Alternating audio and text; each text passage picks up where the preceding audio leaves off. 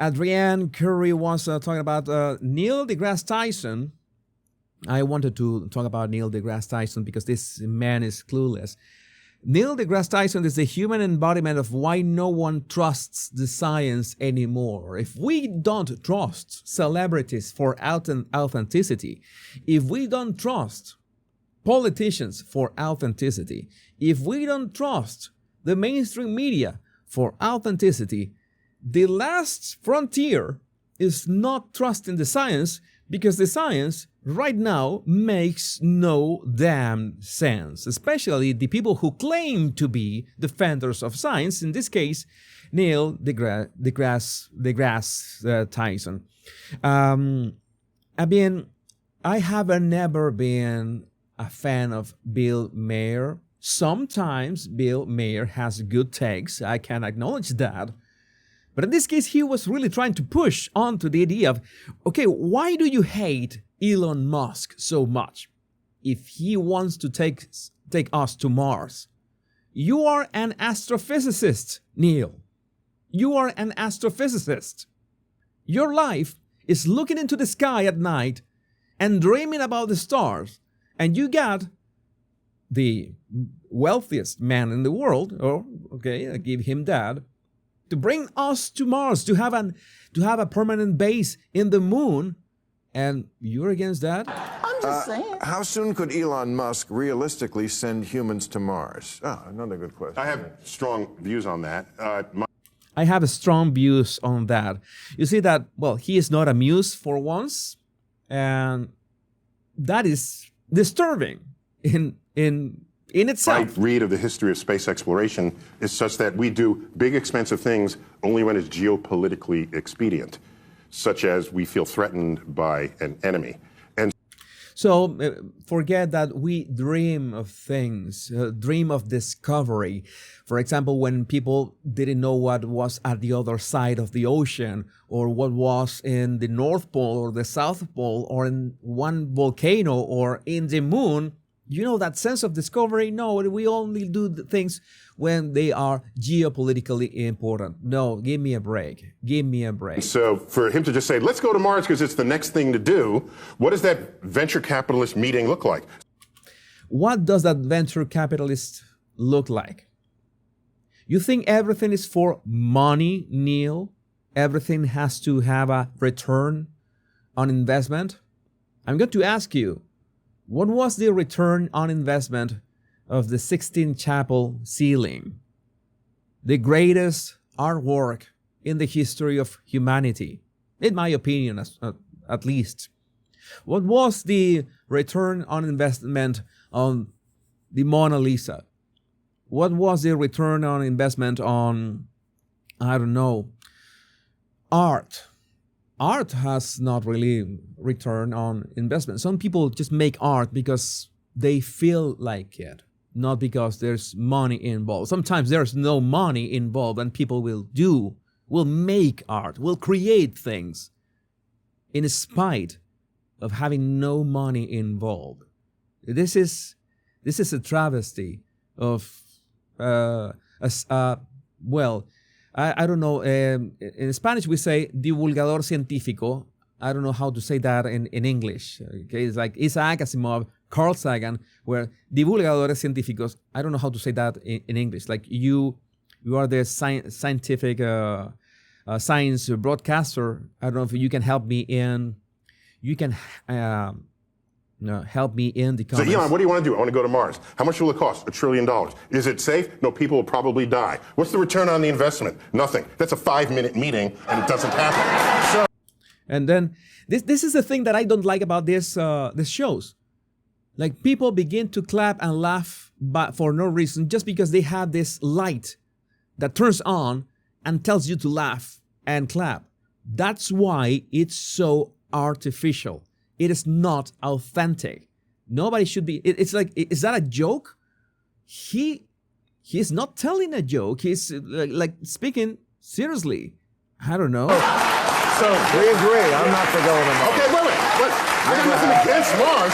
What I'm saying is, yeah, the clapping is so annoying. Here's how we get to Mars. Ready? China leaks a memo. Doesn't even have to be true. They leak a memo that they want to put military bases on Mars. Right. Then we're on Mars in 10 months, but NASA doesn't have a spacecraft, but Elon does. Here's my spacecraft to Mars, and we end up paying him to use his spaceship to get to Mars. You see all the covert anger, like, oh, Elon has this spaceship and we pay him to go to Mars. It's this resentment. It's this huge resentment against the guy who wants to get us closer to the stars. And this guy here is the DEI of astrophysicists. He's the DEI of astrophysicists because he's battling the idea of becoming interplanetary and interplanetary civilization. I mean, I have been dreaming for that since I was 6 years old. And this guy pretends to, I don't know, criticize any possibility that we can literally set foot on another planet. It's something this boils my blood, makes my blood boil. I've been dreaming of becoming an astronaut, of traveling space, of going to another planet since I was 6 years old. I've told you about that. It's nothing that I wanted to be. What do you want to be? When they asked me on elementary school, what do you want to be? I want to be an astronaut. It's like I was not going to be part of NASA, but maybe commercially I will be able to go to Mars. And this prick is against that. Popular scientists, that could be the term. And that'd be easy for China because Mars is already red, right? So that'd be an easy sell. That'd be an easy sell. Okay? That's how. So I don't see it happening until governments judge that it's geopolitical. You understand why these shows, the audience of these shows have been dwindling and going lower and lower and lower. They don't know what to do. This is the reason. Authenticity and credibility as Politically in our interest. Otherwise, I don't see it as just an exploration. But I believe President-elect Trump has some interest in Mars, so you might have another conversation in a couple of months. At some point, somebody has to pay for it, and just being interested in something is not the same thing as paying for it. It's this. I have a hard time. Also, remember that he has another take about science in which he claims as a scientist that men and boys have literally zero biological advantage over girls and women. Yes, he's a hack. There's no other way to define him. He's a hack. But I needed to expose him. I had this clip sitting there like for 1 week, and I said at some point I need to talk about this guy. There are people there. I mean, I listened to that podcast with Joe Rogan. It took 4 hours and two bottles of wine, but I listened to it. Why? Yeah, it's something that I learned to despise. The clapping and the laughing. Why do his comments of what he thinks is alive on Mars matter to you at all? Because He's president. I was wondering. You can make it happen. I thought maybe that he might escape there for the holidays. You know, you got me stuck on the damn holidays but now. The point is, you can't live on Mars. You can't live on Mars. Well, I guess that maybe people say that you cannot have a base in Antarctica, and we have a base in Antarctica. It's mad as hell, but we got it. Okay? So you just don't say we cannot do that. You don't say that to real men. Because weak men will say, oh, you cannot do that. You cannot do it. That is just not possible. That is just not feasible. Who's going to pay for that? That is beta cook thinking. You're so pathetic. All of you are beta cook pathetic You couldn't even be called man. You have no balls. That is. I just need to expose them for what they are.